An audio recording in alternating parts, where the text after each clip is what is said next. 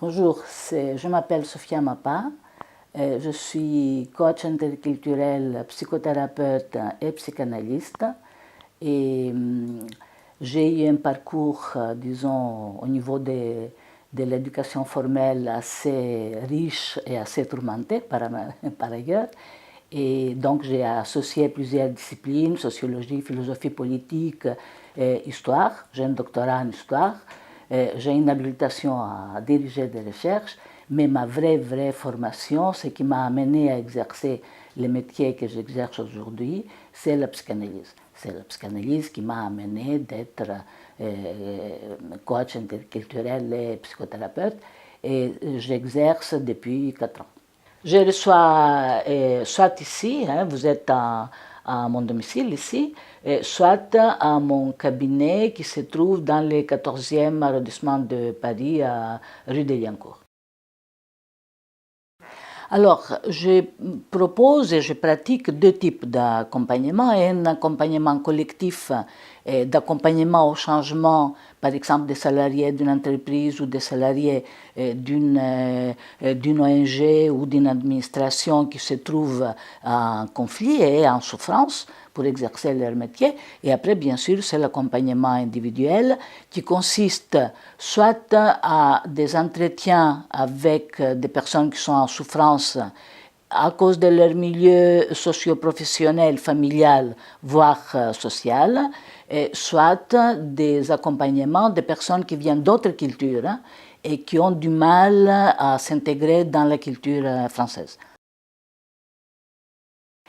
Pour être coach interculturel ou psychothérapeute, et encore plus psychanalyste, la première qualité, c'est la patience et l'écoute. Je vais dire, c'est surtout l'écoute et surtout la patience pour amener la personne à se découvrir doucement lui-même et à comprendre par lui-même les causes de ses souffrances.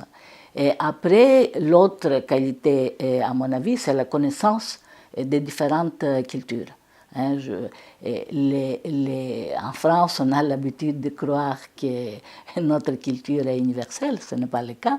Et une connaissance des différentes cultures, l'allemande, l'africaine, la maghrébine, la grecque, moi je suis d'origine grecque, aide beaucoup à la mise de la personne en confiance avec lui-même et lui donner la certitude que l'autre les comprend de l'intérieur. D'abord, je pense que c'est mon parcours lui-même qui explique mon désir d'aider les autres à résoudre, si vous voulez, les conflits qu'ils ont.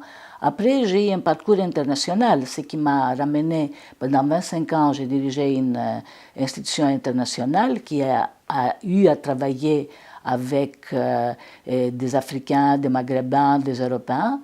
Et c'est là où je commençais d'ailleurs à exercer l'accompagnement au changement. Et je me suis rendu compte que l'importance du fait que les gens ont envie de changer, mais ils ne savent pas comment se prendre.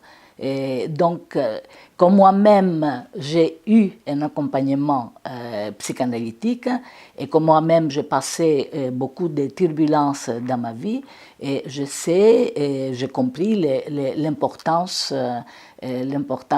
pour les personnes d'être accompagnées par quelqu'un qui est à même de les écouter, de les orienter, de les aider à dépasser leur souffrance.